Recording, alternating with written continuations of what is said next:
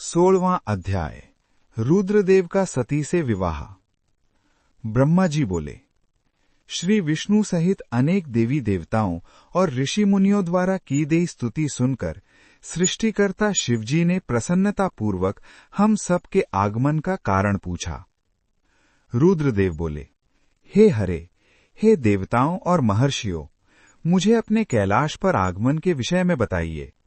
आप लोग यहाँ किस लिए आए हैं और आपको कौन सा कार्य है, कृपया मुझे बताइए। मुने, महादेव जी के इस प्रकार पूछने पर भगवान विष्णु की आज्ञा से मैंने इस प्रकार निवेदन किया। मैं बोला, हे देवाधिदेव महादेव, करुणा सागर, हम सब यहाँ आपकी सहायता मांगने के लिए आए हैं। भगवान, हम तीन होते हुए भी एक हैं। सृष्टि के चक्र को नियमित तथा सुचारू रूप से चलाने के लिए हम एक दूसरे के सहयोगी की तरह कार्य करते हैं। हम एक दूसरे के सहायक हैं। हम तीनों के परस्पर सहयोग के फल स्वरूप ही जगत के सभी कार्य संपन्न होते हैं। महेश्वर, कुछ असुरों का वध आपके द्वारा, कुछ असुरों का वध मेरे द्वारा तथा कुछ असुरों का वध श्रीहरि द्वारा निश्चित है। हे प्रभु, कुछ असुर आपके वीर्य द्वारा उत्पन्न पुत्र के द्वारा नष्ट होंगे। हे भगवान, आप घोर असुरों का विनाश कर जगत को स्वास्थ्य व अभय प्रदान करते हैं। हे प्रभु, सृष्टि की रचना, पालन और संहार, ये तीनों ही हमारे कार्य हैं। यदि हम अपने कार्य सही तरह से नहीं करें तो हमारे अलग अलग शरीर धारण करने का कोई उद्देश्य ही नहीं रहेगा। हे देव, एक ही परमात्मा महेश्वर तीन स्वरूपों में अभिव्यक्त हुए हैं। वास्तव में शिव स्वतंत्र हैं। वे लीला के उद्देश्य से सृष्टि का कार्य करते हैं। भगवान विष्णु उनके बाएं अंग से प्रकट हुए हैं। मैं ब्रह्मा उनके दाएं अंग से प्रकट हुआ हूं। रुद्रदेव उनके हृदय से प्रकट हुए हैं। इसलिए वे ही भगवान शिव का पूर्ण रूप हैं। उनकी आज्ञा के अनुसार मैं सृष्टि की रचना और विष्णु जी जगत का पालन करता हूं। हम अपना कार्य करते हुए विवाह कर सपत्नीक हो गए हैं। अतः आप भी विश्व हित के लिए परम सुंदरी को पत्नी के रूप में ग्रहण करें। हे महेश्वर, पूर्व काल में आपने शिव रूप में हमें एक बात कही थी। आपने कहा था, मेरा एक अवतार तुम्हारे ललाट से होगा, जिसे रुद्र नाम से जाना जाएगा। तुम ब्रह्मा सृष्टिकर्ता होगे, भगवान विष्णु जगत का पालन करेंगे, मैं शिव सगुण रुद्र रूप संहार करने वाला होऊंगा। एक स्त्री के साथ विवाह करके लोक के कार्यों की सिद्धि करूंगा। हे महादेव, अब अपनी कही बात को पूरा कीजिए। हे प्रभु, आपके बिना हम दोनों अपना कार्य करने में समर्थ नहीं हैं। अतः प्रभु, आप ऐसी स्त्री को पत्नी रूप में धारण करें जो कि लोकहित के कार्य कर सकें। भगवान, जिस प्रकार लक्ष्मी विष्णु की और सरस्वती मेरी सहधर्मिणी है, उसी प्रकार आप भी अपने जीवन साथी को स्वीकार कीजिए। मेरी ये बात सुनकर महादेव जी मुस्कुराने लगे और हमसे इस प्रकार बोले। उन्होंने कहा, हे ब्रह्मा, हे विष्णु, तुम मुझे सदा से अत्यंत प्रिय हो। तुम समस्त देवताओं में श्रेष्ठ तथा त्रिलोक के स्वामी हो, परंतु मेरे लिए विवाह करना उचित नहीं है। मैं सदैव तपस्या में लीन रहता हूं। इस संसार से मैं सदा विरक्त रहता हूं। मैं तो एक योगी हूं जो सदैव निवृत्ति के मार्ग पर चलता है। घर गृहस्थी से भला मेरा क्या काम। मैं तो सदैव आत्मरूप हूं जो माया से दूर है, जिसका शरीर अवधूत है, जो ज्ञानी, आत्मा को जानने वाला और कामना से शून्य हो, भोगों से दूर रहता है, जो अविकारी है। भला उसे संसार में स्त्री से क्या प्रयोजन है। मैं तो योग करते समय ही आनंद का अनुभव करता हूं। जो मनुष्य ज्ञान से रहित हैं, वे ही भोग को अधिक महत्व देते हैं। विवाह एक बहुत बड़ा बंधन है, इसलिए मैं विवाह के बंधनों में बंधना नहीं चाहता। आत्मा का चिंतन करने के कारण मेरी लौकिक स्वार्थ में कोई रुचि नहीं है। फिर भी जगत के हित के लिए तुमने जो कहा है वह मैं करूंगा। तुम्हारे कहे अनुसार मैं विवाह अवश्य ही करूंगा, क्योंकि मैं सदा अपने भक्तों के वश में रहता हूं। परंतु मैं ऐसी स्त्री से विवाह करूंगा जो योगिनी तथा इच्छानुसार रूप धारण करने वाली हो। जब मैं योग साधना करूं तो वह भी योगिनी हो जाए, और जब मैं कामासक्त हूं तब वह कामिनी बन जाए। ऐसी स्त्री ही मुझे पत्नी रूप में स्वीकार्य होगी। मैं सदैव शिव चिंतन में लगा रहता हूँ। जो स्त्री मेरे चिंतन में विघ्न डालेगी वह जीवित नहीं रह सकेगी। मैं, विष्णु और ब्रह्मा, हम सभी शिव के अंश हैं, इसलिए हम सदा ही उनका चिंतन करते हैं। उनके चिंतन के लिए मैं बिना विवाह किए रह सकता हूँ। अतः मुझे ऐसी स्त्री प्रदान कीजिए जो मेरे अनुसार ही कार्य करे। यदि वह स्त्री मेरे कार्यों में विघ्न डालेगी तो मैं उसे त्याग दूंगा। विवाह हेतु शिव की स्वीकृति पाकर मैं और विष्णु जी प्रसन्न हो गए। फिर मैं विनम्रतापूर्वक भगवान शिव से बोला, हे नाथ, महेश्वर, प्रभु, आपको जिस प्रकार की स्त्री की आवश्यकता है ऐसी ही स्त्री के विषय में सुनो। हे प्रभु, भगवान शिव की पत्नी उमा ही विभिन्न अवतार धारण करके पृथ्वी पर प्रकट होती हैं और सृष्टि के विभिन्न कार्यों को पूरा करने में अपना सहयोग प्रदान करती हैं। उन्हीं देवी उमा ने लक्ष्मी रूप धारण कर श्री हरि को वरा। सरस्वती रूप में वे मेरी अर्धांगिनी बनी। अब वही देवी लोकहित के लिए अपने तीसरे अवतार में अवतरित हुई हैं। उमा देवी प्रजापति दक्ष की कन्या के रूप में अवतार लेकर आपको पति रूप में पाने की इच्छा लिए घोर तपस्या कर रही हैं। उनका नाम देवी सती है। सती ही आपकी भार्या होने के योग्य हैं। वे महातेजस्विनी ही आपको पति रूप में प्राप्त करेंगी। हे भगवन, आप उनकी कठोर तपस्या को पूर्ण करके उन्हें फलस्वरूप वरदान प्रदान करिए। उनकी तपस्या का प्रयोजन आपको पति रूप में प्राप्त करना ही है। अतः प्रभु, आप देवी सती की मनोकामना को पूरा कीजिए। हम सभी देवी देवताओं की यही इच्छा है। हम आपके विवाह का उत्सव देखना चाहते हैं। आपका विवाह तीनों लोकों को सुख प्रदान करेगा तथा सभी के लिए मंगलमय होगा। तब भगवान शिव बोले, आप सबकी आज्ञा मेरे लिए सबसे ऊपर है, क्योंकि मैं सदैव अपने भक्तों के अधीन हूँ। आपकी इच्छानुसार मैं देवी सती द्वारा तपस्या पूर्ण कर उनसे विवाह अवश्य करूंगा। भगवान शिव के ये वचन सुनकर हम सभी बहुत प्रसन्न हुए और उनसे आज्ञा लेकर अपने अपने धाम को चले गए। 17वां अध्याय। सती को शिव से वर की प्राप्ति। ब्रह्मा जी कहते हैं, हे नारद, सती ने आश्विन मास के शुक्ल पक्ष की अष्टमी को उपवास किया। नंदा व्रत के पूर्ण होने पर जब वे भगवान शिव के ध्यान में मग्न थीं, तो भगवान शिव ने उन्हें प्रत्यक्ष दर्शन दिए। भगवान शिव का रूप अत्यंत मनोहारी था। उनके 5 मुख थे और प्रत्येक मुख में 3 नेत्र थे। मस्तक पर चंद्रमा शोभित था। उनके कंठ में नील चिन्ह था। उनके हाथ में त्रिशूल, ब्रह्म कपाल, वर तथा अभय था। उन्होंने पूरे शरीर पर भस्म लगा रखी थी। गंगा जी उनके मस्तक की शोभा बढ़ा रही थीं। उनका मुख करोड़ों चंद्रमाओं के समान प्रकाशमान था। सती ने उन्हें प्रत्यक्ष रूप में अपने सामने पाकर उनके चरणों की वंदना की। उस समय लज्जा और शर्म के कारण उनका सिर नीचे की ओर झुका हुआ था। तपस्या का फल प्रदान करने के लिए शिवजी बोले, उत्तम व्रत का पालन करने वाली हे दक्ष नंदिनी, मैं तुम्हारी तपस्या से बहुत प्रसन्न हूँ। इसलिए तुम्हारी मनोकामना को पूरा करने के लिए स्वयं यहाँ प्रकट हुआ हूँ। अतः तुम्हारे मन में जो भी इच्छा है, तुम्हारी जो भी कामना है, जिसके वशीभूत होकर तुमने इतनी घोर तपस्या की है, वो मुझे बताओ, मैं उसे अवश्य ही पूर्ण करूंगा। ब्रह्मा जी कहते हैं, हे मुनि, जगदीश्वर महादेव जी ने सती के मनोभाव को समझ लिया था।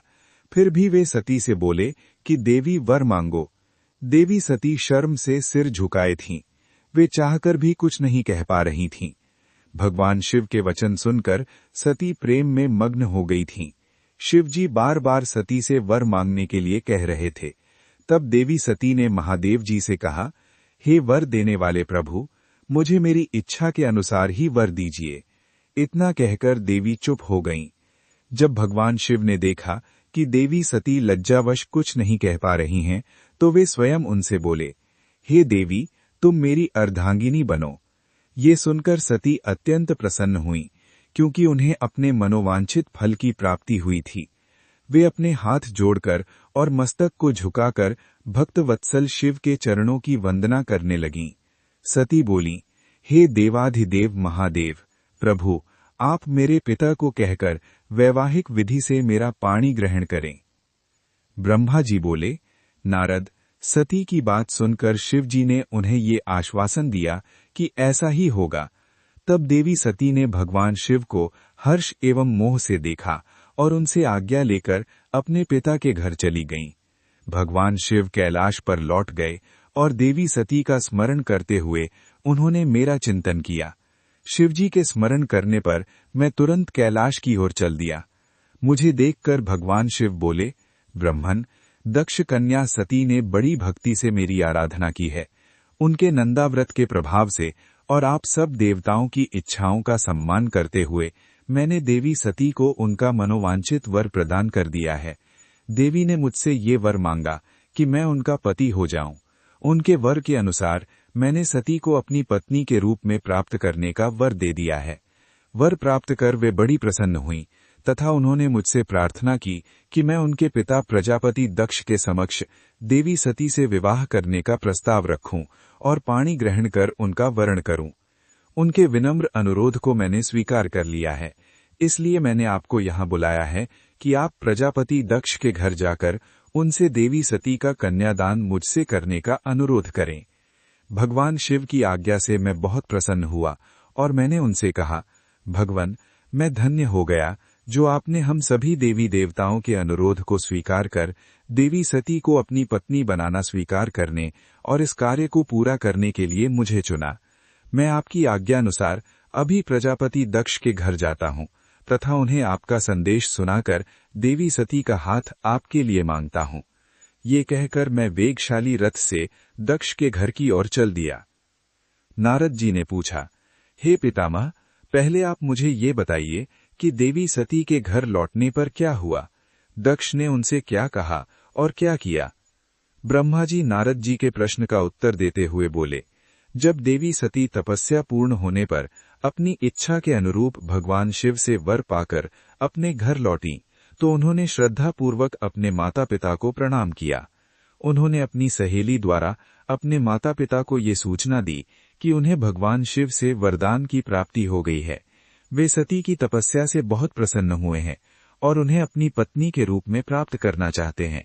ये सुनकर प्रजापति दक्ष और उनकी पत्नी बहुत प्रसन्न हुए। उन्होंने आनंदित होकर बड़े उत्सव का आयोजन किया।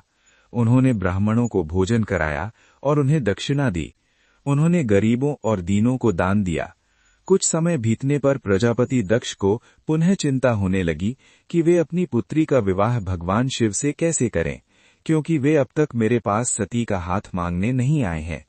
इस प्रकार प्रजापति दक्ष चिंता मग्न हो गए, लेकिन उन्हें ऐसी चिंता ज्यादा दिनों तक नहीं करनी पड़ी। शिव तो कृपा के सागर और करुणा की खान है, तब वो कैसे चिंतित रह सकता है जिसकी पुत्री ने तप द्वारा शिव का वरण किया है।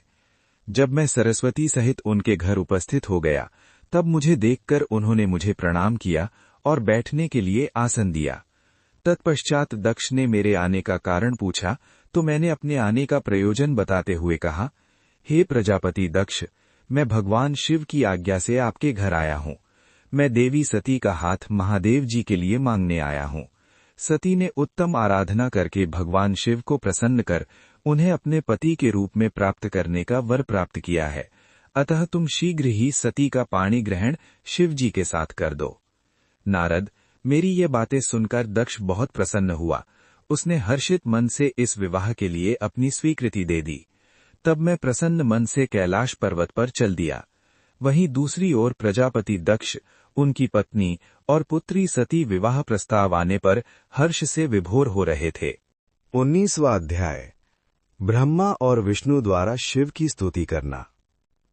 ब्रह्मा जी कहते हैं, नारद, कन्यादान करके दक्ष ने भगवान शिव को अनेक उपहार प्रदान किए। उन्होंने सभी ब्राह्मणों को भी दान दक्षिणा दी।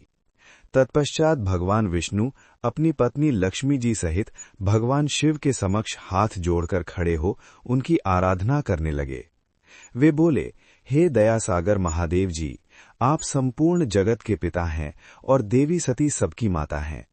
भगवान, आप दोनों ही अपने भक्तों की रक्षा के लिए और दुष्टों का नाश करने के लिए अनेक अवतार धारण करते हैं। इस प्रकार उन्होंने शिव सती की बहुत स्तुति की। नारद, मैं उनके पास आकर विधि के अनुसार फेरे कराने लगा। ब्राह्मणों की आज्ञा और मेरे सहयोग से सती और भगवान शिव ने विधि पूर्वक अग्नि के फेरे लिए। उस समय वहां बहुत अद्भुत उत्सव किया जा रहा था। वहां विभिन्न प्रकार के बाजे और शहनाइयां बज रही थीं। स्त्रियां मंगल गीत गा रही थीं और खुशी से सभी नृत्य कर रहे थे। तत्पश्चात भगवान विष्णु बोले, सदाशिव, आप संपूर्ण प्रकृति के रचयिता हैं। आपका स्वरूप ज्योतिर्मय है। ब्रह्मा जी, मैं और रुद्रदेव आपके ही रूप हैं। हम सभी सृष्टि की रचना, पालन और संहार करते हैं। हे प्रभु, हम सब आपका ही अंश हैं। प्रभु, आप आकाश के समान सर्वव्यापी और ज्योतिर्मय हैं। जिस प्रकार हाथ, कान, नाक, मुंह, सिर आदि शरीर के विभिन्न रूप हैं, उसी प्रकार हम सब भी आपके शरीर के ही अंग हैं। आप निर्गुण निराकार हैं। समस्त दिशाएं आपकी मंगल कथा कहती हैं। सभी देवी देवता और ऋषि मुनि आपके ही चरणों की वंदना करते हैं। आपकी महिमा का वर्णन करने में मैं असमर्थ हूं। भगवन, यदि हम सबसे कुछ गलती हो गई हो तो कृपया उसे क्षमा करें और प्रसन्न हों। ब्रह्मा जी बोले, इस प्रकार श्रीहरि ने भगवान शिव की बहुत स्तुति की। उनकी स्तुति सुनकर भगवान शिव बहुत प्रसन्न हुए। विवाह की सभी रीतियों के पूर्ण होने पर हम सभी ने महादेव जी एवं देवी सती को बधाइयां दी तथा उनसे प्रार्थना की कि वे अपनी कृपा दृष्टि सदैव सभी पर बनाए रखें, वे जगत का कल्याण करें। तत्पश्चात भगवान शिव ने मुझसे कहा, हे ब्राह्मण, आपने मेरा वैवाहिक कार्य संपन्न कराया है, अतः आप ही मेरे आचार्य हैं। आचार्य को कार्य सिद्धि के लिए दक्षिणा अवश्य दी जाती है, इसलिए आप मुझे बताइए कि मैं दक्षिणा में आपको क्या दूं। महाभाग, आप जो भी मांगेंगे मैं उसे अवश्य ही दूंगा। मुने, भगवान शिव के इस प्रकार के वचन सुनकर मैं हाथ जोड़कर उनके सामने खड़ा हो गया। मैंने उन्हें प्रणाम करके कहा, हे देवेश, यदि आप मुझे अपना आचार्य मानकर कोई वर देना चाहते हैं तो मैं आपसे ये वर मांगता हूं कि आप सदा इसी रूप में इसी वेदी पर विराजमान रहकर अपने भक्तों को दर्शन दें। इस स्थान पर आपके दर्शन करने से सभी पापियों के पाप धुल जाएं। आपके यहाँ विराजमान होने से मुझे आपका साथ प्राप्त हो जाएगा। मैं इसी वेदी के पास आश्रम बनाकर यहाँ निवास करूंगा और तपस्या करूंगा। हे प्रभु, मेरी यही इच्छा है। चैत्र मास के शुक्ल पक्ष की त्रयोदशी को पूर्वा फाल्गुनी नक्षत्र में रविवार के दिन जो भी मनुष्य भक्ति भाव से आपका दर्शन करे उसके सभी पाप नष्ट हो जाएं। रोगी मनुष्य के सभी रोग दूर हो जाएं। इस दिन आपका दर्शन कर मनुष्य जिस इच्छा को आपके सामने व्यक्त करे उसे आप तुरंत पूरा करें। हे प्रभु, आप इस दिन सभी को मनोवांछित वर प्रदान करें। भगवन, यही वरदान मैं आपसे मांगता हूं। मेरी ये बात सुनकर भगवान शिव बहुत प्रसन्न हुए।